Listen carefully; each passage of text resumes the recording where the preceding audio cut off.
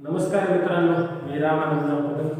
आपण पाहत आहात बहिर्जी स्मारक महाविद्यालय वसमत यांचे यूट्यूब चॅनल. आपण मागच्या तासामध्ये आपण पाहिलेलं होतं की कथा या साहित्य प्रकाराचा जो काही परिचय आहे तो आपण मागच्या तासापासून अभ्यासत आहोत. कालच्या तासामध्ये आपण कथा म्हणजे काय, कथेची नेमकी पूर्वपीठिका काय असते हे आपण अभ्यासलेलं आहे. मग या कथेचे नेमके घटक कोणते आहेत ते आपण आजच्या या तासिकेमध्ये आपण अभ्यासणार आहोत. कथा जी काही आहे, ज्या लेखकाने लिहिलेली आहे, त्या कथेतले जे काही घटक आहेत ते घटक जर प्रभावीपणे जर मांडता आले तर निश्चितपणाने की जो काही वाचक असेल, जो ऐकणारा आहे, श्रोता असेल, त्याच्या ती कथा त्यांना निश्चितपणाने आवडते. आणि ते आवडण्यासाठी ही कथेचे घटक जे काही आहेत ते लेखक आपल्या आपल्या पद्धतीनं आपल्या आपल्या सोयीनुसार तो आवडण्याचं काम करतो, तो मांडण्याचं काम करतो, आपला संदेश तिथपर्यंत पोहोचवण्याचं काम, वाचकापर्यंत करण्याचं काम हा लेखक करताना दिसतो आहे. आपण कथेचे जे काही घटक आहेत ते अभ्यासणार आहोत. त्याच्यातलं कथाबीज नावाचं जे काही पहिला घटक आहे तो पहा.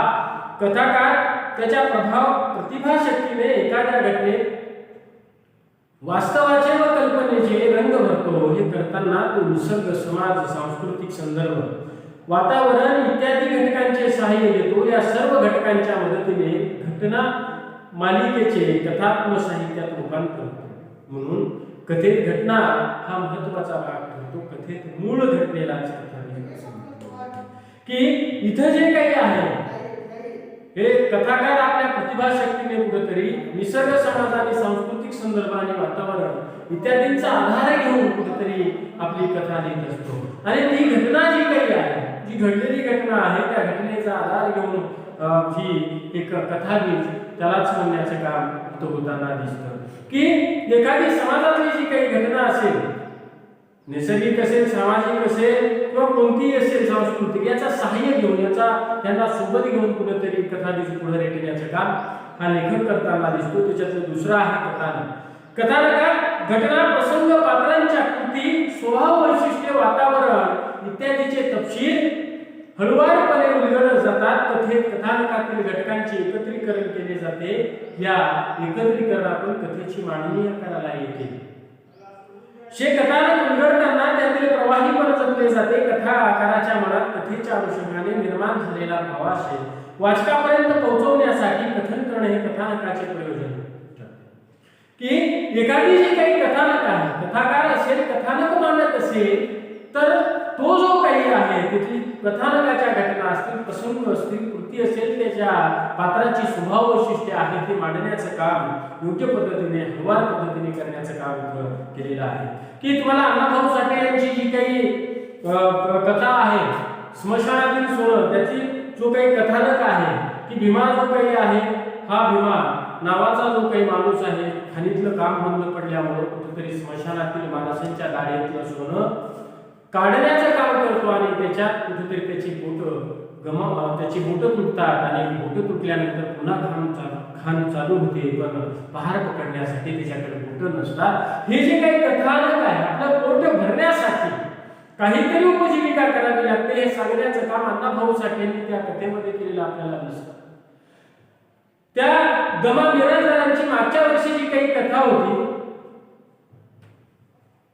भूताचा जन्म, त्यातही जो काही पहिलवान होता तो रांगडा पहिलवान होता आणि तो कसा भूतो आहे हे सांगण्याचं काम त्याच्या माध्यमातून दमा मिराजदारांनी केलेलं आपल्याला दिसतं. श्रीममाटेंच्या अनेकशा कथा आहेत. म्हणजे बाबा बोराडेंच्या काही कथा आहेत. मग ह्या ज्या काही कथाकार जेव्हा कथा लिहित असतो तेव्हा त्यातले कथानक सगळ्यात महत्त्वाचं असतं आणि त्या कथानकावर सगळं काही डिपेंड असतं. कथेत कथानकातील घटकांचे एकत्रीकरण केले जाते. या एकत्रीकरणातून कथेची मांडणी करायला येते. हे कथानक उलगडताना त्याचा प्रवाहीपणा जपला जातो. कथाकाराच्या मनात कथेच्या अनुषंगाने निर्माण झालेला भावाशय वाचकापर्यंत पोहोचवण्यासाठी कथन करणे हे कथानकाचे प्रयोजन असते. की तुमच्या मनातला, त्या लेखकाच्या मनातला जो काही भावप्रयोग आहे ते इतरांना सांगण्याचं काम, आपला अनुभव इतरांना मांडण्याचं काम हा लेखक करत असतो आणि त्या पद्धतीने सांगण्याचं काम सुद्धा कथाकथनाच्या माध्यमातून होत असतं. म्हणून कथानक हे फार महत्वाचं आहे. पुढचा जो काही घटक आहे पात्रचित्रण. पात्रचित्रण हा कथेचा महत्त्वपूर्ण घटक आहे. पात्रचित्रणातून कथेचा आशय पुढे पुढे जात राहतो. कथाकार एखाद्या पात्राची वृत्ती आणि मुक्ती, भावना, विचार, कल्पना, संवेदना, जीवनदृष्टी, जीवन पद्धती इत्यादींच्या चित्रणातून त्या व्यक्तीची शब्दरूप प्रतिमा तयार करतात. पात्र परिचयाच्या माध्यमातून पात्र चित्रण करण्याचे काम सुद्धा या कथेच्या माध्यमातून होत असतो. आपण पाहतो की आपल्या परिसरात जी काही माणसं असतात त्या प्रत्येक माणसांचा स्वभाव हा त्यांच्या अनुसार असतो.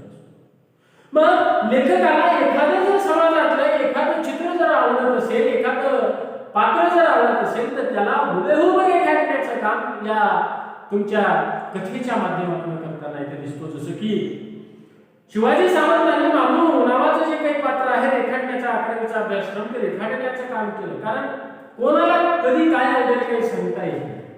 शिवाजी सावंतांना मामूचं पात्र आवडलं म्हणून त्यांनी एकंदरीत त्याला मांडण्याचं काम केलं, आपल्यापर्यंत पोहोचवण्याचं काम केलं. संवेदनशीलतेचा माणूस हा कसा असतो ते सांगण्याचं काम त्यांच्या माध्यमातून केलेलं आपल्याला दिसतं. मग प्रत्येक जण एक खुबी पात्र परिचयाच्या माध्यमातून, जसे की दबा मिराजदारांचेही पैलवान होता आणि त्याची खुबी मांडण्याचं काम त्या पाठात त्या कथेमध्ये करण्याचं काम सुद्धा केलं. मी हे 2-3च उदाहरणं घेतो कारण की तुमच्या वाचनात असेल.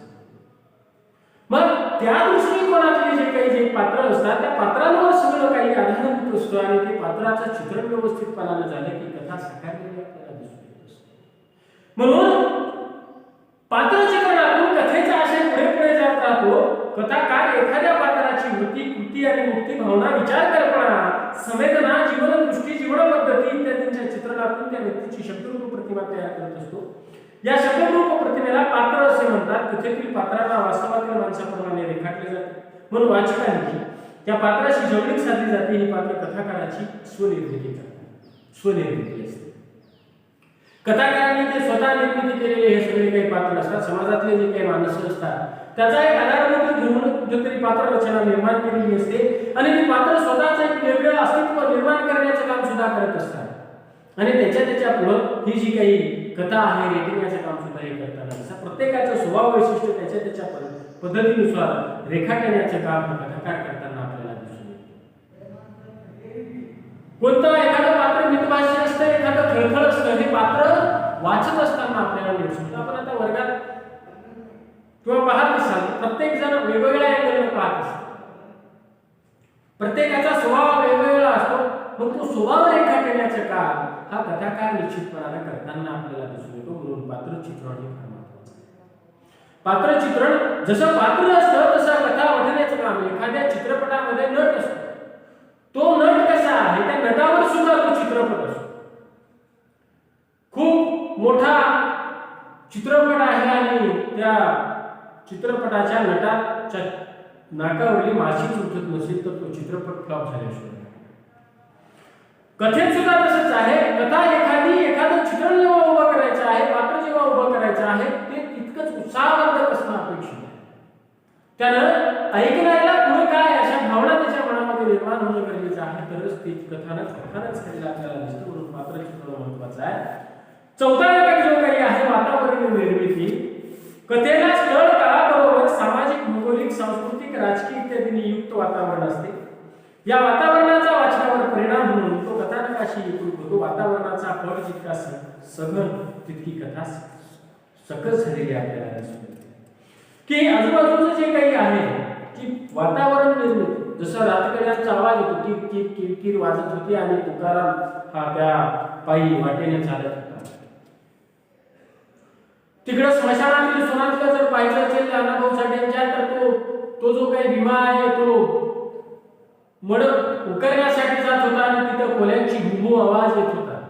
म्हणजे ही जी काही वातावरण निर्मिती आहे सांगते की काळोखाचं रात्र आहे आणि उशीर झालेला आहे. एखाद्या चांगल्या नैसर्गिक स्थळामध्ये तुम्ही गेलं तिथली एखादी कथा असेल तर आजूबाजूचं वातावरण तुम्हाला टिपावं लागतं. आजूबाजूच्या घटना तुम्हाला संवेदनशीलतेने टिपाव्या लागतात, मांडाव्या लागत असतात. कळमनुरीच्या आपल्या संध्या नवरंगारी असतील, नांदेडच्या आपल्या मधु सावंत असतील, वसमतच्या आपल्या नागनाथ पाटील असतील, शेतकरी जीवनाच्या ज्या काही कथा निर्माण केलेल्या आहेत, शेतकऱ्यांच्या व्यथा त्यांनी मांडलेल्या आहेत, मग तिथल्या संवेदनशीलतेनं मांडण्याचं काम तीन फणी आहे. ती फण मग ती कशी असते, शेतकऱ्यांचे जे काही पेरणं असेल, बी भयानं भरणं असेल, खत टाकणं असेल, निंदणं असेल, ह्या घटनांचा त्या वातावरणाशी कुठेतरी एकरूप करून पट मांडावा लागतो आणि ते जेव्हा एकरूप होतं तेव्हा ती भावना त्या वाचकाला भावताना पाहायला मिळते. फक्त कल्पनेच्या तीरावर नसून त्याला अनुभवाची जोड सुद्धा असणं अपेक्षित आहे. तर ती कथा ही सकस झालेली आपल्याला दिसते. कथेला स्थळ काळाबरोबर सामाजिक, भौगोलिक, सांस्कृतिक, राजकीय इत्यादींनी युक्त वातावरण असते. या वातावरणाचा वाचकावर परिणाम होऊन तो कथानकाशी एकरूप होतो. वातावरणाचा आपण जितका सघन असतो तितकी कथा सकस झालेली आहे. आजूबाजूला नेमकं काय घडतं आहे त्याच्यावर शक्यतो ही कथानक जन्माला आलेला आपल्याला दिसतो. मग आजूबाजूला घडणाऱ्या घटनांचा जो काही क्रम असतो तो घेऊन कुठेतरी कथानक आपली कथाकार आपली कथा मांडण्याचं काम करत असतो. म्हणून आजूबाजूचं वातावरण कथेला पोषक असतो. त्याची वातावरण निर्मिती तुम्हाला करावी लागते. नाट्यमयता किंवा संघर्ष हा पाचवा मुद्दा जो काही आहे कथेच्या घटकाचा जे काही मुद्दा आहे तो पाहूया. कथेत चांगल्या वाईटाचा संघर्ष असतो, त्यातून नाट्यमयता निर्माण होते. या संघर्षातून कथा उत्कर्ष बिंदूपर्यंत पोहोचते. कथेत प्रत्येक वेळी संघर्ष किंवा नाट्य हे वाईट घटनांचे कसते असे नाही, तर आनंद आणि सुखात्मक घटनांतून नाट्यमयता निर्माण होते. की एकंदरीत जे काही आहे तर मला वाचायचं आहे, तुमचं मन रमणं गरजेचं आहे, नाट्यमयता तिथे निर्माण होणं गरजेचं आहे. उगा ऐकावं ऐकत जसं आपण पाहतो, तुम्हाला अभ्यास करायला आई सांगते आणि आई अभ्यास करत असं म्हटल्यानंतर तुम्ही टीव्ही समोर अभ्यास करता, फक्त अभ्यास करावा म्हणून अभ्यास करतो ते नाही. वाचकाला वाचत असताना आनंद निर्माण झाला पाहिजे, त्यांनी ती कथा न सोडली पाहिजे, पुढं काय होतं या भावना निर्माण झाल्या पाहिजेत. नाट्यमयता त्याच्यापासून अपेक्षित आहे. कथा चांगल्या वाईटाचा संघर्ष असतो, वाईटही असतं आणि चांगलं सुद्धा असतं. संघर्षाच्या कथा निर्माण होत असतात. वाईट बिकट परिस्थितीतून लेखक जेव्हा जात असतो त्याला संघर्ष करावा लागत असतो. एखादं पात्र जे काही आहे शिक्षणाची धडपड असते, शिक्षणासाठी वाटेल ते तो करत असतो आणि नंतर मोठा होत असतो. आपण पाहता समाजातल्या अनेकशे जे काही घटनाक्रम आपण जेव्हा अभ्यास करू, आज पेपरला एक बातमी आलेली होती की एका रिक्षा चालकाचा मुलगा एका IPL मध्ये खेळतो आणि त्याचं मानधन आहे 2.5 कोटी. म्हणजे त्याचा जो संघर्ष आहे तो मांडावा लागतो. एखाद्या पानटपरीवाल्याचा मुलगा महाराष्ट्रात 12वीत सर्वप्रथम येतो म्हणजे त्याचा जीवन संघर्ष मांडावा लागत असतो. जगण्यासाठीचा संघर्ष त्याचा त्या कथेमध्ये आलेला असतो. नेहमी हा संघर्षच असतो असं नाहीये, कधी आनंदाच्या गोष्टी सुद्धा असू शकतात आणि त्या आनंदातून सगळं काही मांडण्याचं काम सुद्धा इथे झालेलं आपल्याला आहे. आनंदाच्या मनातल्या बऱ्याचशा कथा ह्या आपल्या समोर आलेल्या असतात. प्रत्येक विषयावरची कथा आपल्याला निश्चितपणाने दिसून येत असते. कथेच्या शेवटी कथेतील अनुभवांचा घटनांचा उत्कर्ष बिंदू नाट्यपूर्ण रीतीने साधता येतो, पण तरी कथानकाच्या ओघात सावकाहिकपणे झालेला शेवट वाचकाला आकर्षित करत असतो. की एकंदरीत जो काही शेवट आहे, जसं तुम्ही चित्रपटांमध्ये पाहत असता, चित्रपट संपणार म्हणलं की त्या नटाचं लग्न होतं, नटीसोबत पिक्चर संपतो किंवा विलन मरतो. मग कथा सुद्धा तशीच असते. नाट्यमयतेचा कुठेतरी स्वाभाविक शेवट होणं गरजेचं आहे. एखादी समस्या जेव्हा असते तिचं निराकरण होणं गरजेचं आहे, मोक्ष लागणं गरजेचं आहे आणि ते उत्कंठा वाढीस लागून जेव्हा ती उंच शिखरावर जाते तेव्हा ती कथा ही कथा झालेली, सकस कथा झालेली असते. म्हणून नाट्यमय संघर्ष हे जे काही 2 घटक आहेत हे शक्यतोवर त्या कथा मालिकेमध्ये आलेले आपल्याला दिसतात किंवा त्या कथेमध्ये आलेले दिसतात. आता 6हा जो काही घटक आहे तो आहे संवाद.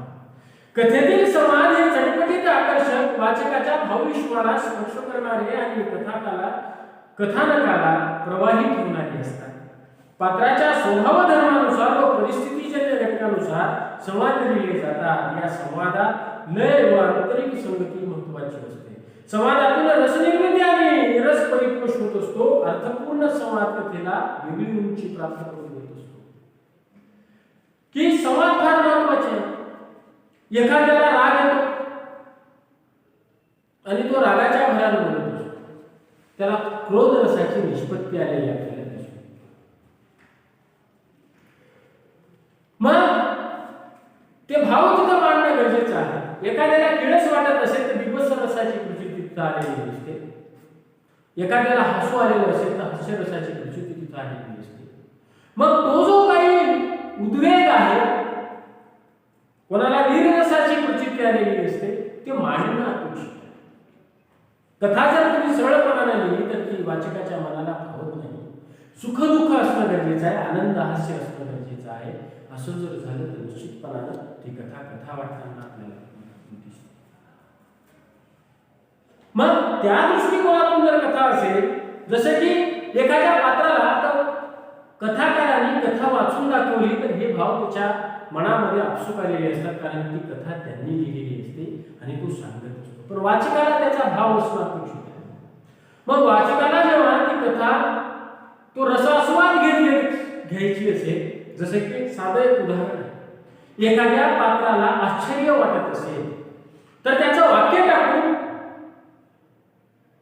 कुठेतरी उद्गारार्थी चिन्ह टाकलं तर कळतं की याला आश्चर्य वाटले. दुःखाच्याही भावना तशा मांडता येतात, हास्याच्याही भावना त्या पद्धतीनं मांडता येतात. मग ही जी काही संवादात्मक शैली आहे, ह्या शैलीच्या माध्यमातून पात्र हे उद्भवदार असतात. म्हणून त्या पात्रांच्या तोंडून आलेले जे काही वाक्य आहे, जे काही संवाद आहे, हे प्रेक्षकांच्या वाचकांच्या मनाला भावतात. उदाहरणार्थ चित्रपट आहे बाजीराव मस्तानी. मग बाजीराव मस्तानीचा जो काही बाजीराव बोलतो आहे त्याचे संवाद माणसाच्या मनाला भिडतात. किंवा आपले जे काही नाटक आहे, नाटकातील काही संवाद हे माणसाच्या मनाला निश्चितपणाने भिडत असतात. मग अशा अनेकशे जे काही संवाद असतात, ज्याचे त्याचे संवाद, ज्याला डायलॉग असतो, त्याचे डायलॉग त्या माणसांना आठवतात, त्या पद्धतीने ते कार्य करत असतात. आणि जास्तीत जास्त आपल्याला जे काही आहे डायलॉगच जास्त पाठ होत असतात. म्हणून आकर्षक संवाद ही जे काही आहे ते संवाद, ती कथा जी काही आहे लोकाला नेण्याचं काम किंवा वाचकांच्या आवड निर्माण करण्याचं काम सुद्धा त्या संवादाच्या माध्यमातून आपल्याला दिसतं. आता शेवटचा जो काही घटक आहे तो आहे भाषाशैली. घटक आहे तो भाषाशैली. पात्रांची भाषाशैली कशी असली पाहिजे.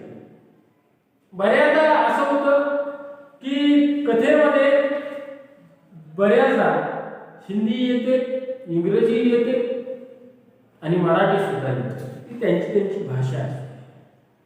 लेखक ज्या परिसरात वावरलेला असतो त्या परिसरातली भाषा जी काही आहे त्या भाषेचा फार मोठा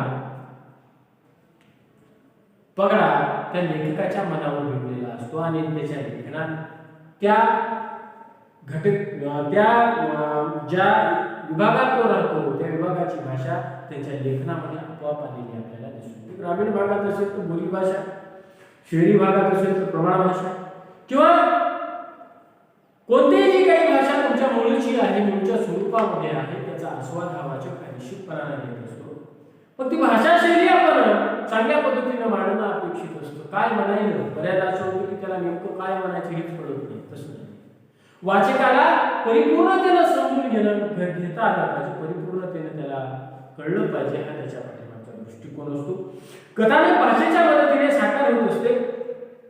कथेतील पात्रांच्या स्वभाव वैशिष्ट्यानुसार व कथेतील वातावरणानुसार भाषेची योजना केली जाते. कथाकार त्याचा दृष्टिकोन, त्याची अनुभव घेण्याची पद्धत यानुसार कथेची भाषारूप भाषा विशेष निश्चित केली जातात. कथा लिहिताना साधारणतः प्रमाण भाषा आणि बोली भाषा यांची सरमिसळ केली जाते. तसेच कथा पूर्णपणे बोली भाषेतही लिहिली जाते, ज्याची त्याची आवड. ज्याला जसं जमतं त्याला त्या बोली भाषेमध्ये आपण आपल्या पद्धतीने लिहिलेली कथा पाहिजे. तर आर मोराडे असतील, त्यांची बोली भाषेच्या माध्यमातून अनेकशा कथा झालेल्या आहेत. किंवा नारायण सुरे सुद्धा कविता करत करत काही कथाही त्यांनी केलेल्या आपल्याला दिसतात. तेही असतील. श्रीम माटे असतील, हना आपटे सुद्धा असतील. म्हणजे प्रत्येक कवी, साहित्यकार किंवा प्रत्येक कथाकार हे त्यांच्या पद्धतीनुसार त्यांच्या शैलीने त्यांचा अनुभव जे ज्या घटकांमध्ये वाढले त्या घटकांची भाषा बोलून कुठेतरी आपला जो काही अनुभव वाचकापर्यंत पोहोचवण्याचं काम बोली भाषेच्या माध्यमातून तो करताना दिसतो. तो भाषा शैली फार महत्त्वाची असते. जाहिरात पाहत असाल तर जाहिरात तुम्हाला दिसते. तुम्ही रोजच्या जीवनामध्ये आपण अशा अनुभव घेणं अपेक्षित आहे. एखाद्या सुशिक्षित वर्गासाठी जेव्हा एअर कंडिशनर AC असतो तिथं फक्त इंग्रजीच बोलली जाते, सर्वसामान्य भाषा बोलली जात नाही. कारण तो सुशिक्षित वर्ग आहे आणि तोच तो AC घेऊ शकतो, आपण घेऊ शकत नाही. कारण आपले खायचेच मागे असतात, मग आपण ते घेणार कसं? म्हणून ते त्यांची भाषा असते. मग आपल्याला एखादा साबण जर घ्यायचा असेल, धोतेजा दो, आपली भाषा लहान लेकरांची पळत येतात, बंटी तेरा साबून सुलो आहे. मग इकडची जशी भाषा असते तशी कथानकाची सुद्धा भाषा असते. आणि जेव्हा माणूस बोली भाषेतून बोलू लागतो तेव्हा तो आपला वाटतो, जवळचा. बीडकडली भाषा पहा, तुम्ही पश्चिम महाराष्ट्राची भाषा पहा, तुम्ही लातूरकडली भाषा पहा, पुण्याची भाषा पहा, तुम्ही विदर्भातली भाषा पहा. टोनिंग बदलते आणि टोनिंग बदलली की आपल्याला तिथं गेलं आपल्यासारखी भाषा जर वाटली तर आपल्याला जिव्हाळा निर्माण झालेला पाहिजे. तो जिव्हाळा निर्माण करण्यासाठी भाषा शैली महत्वाची आहे. कथाकार आपली ज्या जिथं वाढला तिथली भाषा वापरण्याचं काम करतो किंवा प्रमाणात बोली भाषा वापरण्याचं काम सुद्धा करतो. त्यातूनही भाषा सौंदर्य फार महत्वाचं असतं. वरील घटकांशिवाय प्रारंभ, मध्य आणि शेवट असे कथेचे सर्वसाधारणपणे 3 टप्पे मानले जातात. कथेची सुरुवात कधी विरोधाभासातून तर कधी पात्रांच्या परस्पर विरोधी भूमिकातून तर कधी परिस्थितीजन्य प्रसंगातून होत असते. ही सुरुवात जितकी नाट्यपूर्ण तितकी उत्कट, तितकी वाचकांची उत्कटता ही पूर्ण होते. ही उत्कटता कथेच्या शेवटपर्यंत कायम राखली जाते. कथेच्या रचनाबंधाला यामुळे सौंदर्य प्राप्त होत असते. पण जी काही कथा असते किंवा एक घटनेचं जे काही आहे ती शेवटपर्यंत सांगण्याचं काम होतं. पण पुढं काय अशी उत्कंठा माणसाच्या मनामध्ये लागून राहत असते. मग या कथेला 3 टप्पे असतात. एक प्रारंभ, मध्य आणि शेवट. प्रारंभ कसा होत असतो तो इतर त्या कथेच्या घटकांशिवाय किंवा घटकांवर तो आधारलेला आपल्याला पाहायला मिळतो. मध्येही तितकाच महत्वाचा असतो आणि शेवटही माणसाला चटका लागून जावा किंवा माणसाची उत्कंठा वाढीस लागावी अशा पद्धतीची रचना या कथेमध्ये असणं अपेक्षित असतं. कथालेखा कथेच्या वरील घटकांबरोबर शीर्षकाचे महत्व सुद्धा अनन्यसाधारण आहे. सूचक व अर्थपूर्ण शीर्षक कथेचा आशय उलगडण्यास मदत करते. पहा की जशी एखादी कथा असते त्या कथेवर सगळं काही नाव असतं आणि त्याचं शीर्षक तेवढंच महत्वाचं सुद्धा असतं. तुम्ही चित्रपट पाहत असाल तर चित्रपटाचं नाव सुद्धा तेवढंच महत्वाचं असतं आणि त्या शीर्षकावरच आतमध्ये काय आहे ह्या गोष्टी आपल्याला निश्चितपणानं पाहायला मिळत असतात किंवा आपण पाहत असतो आणि ते असणं अपेक्षित आहे. ते जर त्या पद्धतीनं नसेल तर सगळा गोंधळ झालेला दिसतो. म्हणून योग्य असं शीर्षक असणं अपेक्षित आहे आणि तसं जर असेल तर ही कथा झालेली आपल्याला दिसते आहे. शेवटी आपण कथेचे एकंदरीत 7 घटक पाहिलेले आहेत. हे फार महत्त्वाचे आहे. विद्यार्थ्यांनी पाठ करणं गरजेचे आहे, समजून घेणं गरजेचं आहे. आणि आता जर केलं तर निश्चितपणानं कथा ही कशी नावरूपाला येते, कथा ही कशी रचल्या जात असते, या घटनेच्या अनेकशा माहिती या घटकांच्या माध्यमातून आपल्याला मिळत असतात. आपण इथं आज थांबणार आहोत. राहिलेला जो काही कथेचे वैशिष्ट्य असतील आणि कथेचे सादरीकरण असेल ते आपण उद्याच्या तासामध्ये पाहणार आहोत. आपण इथं थांबूया.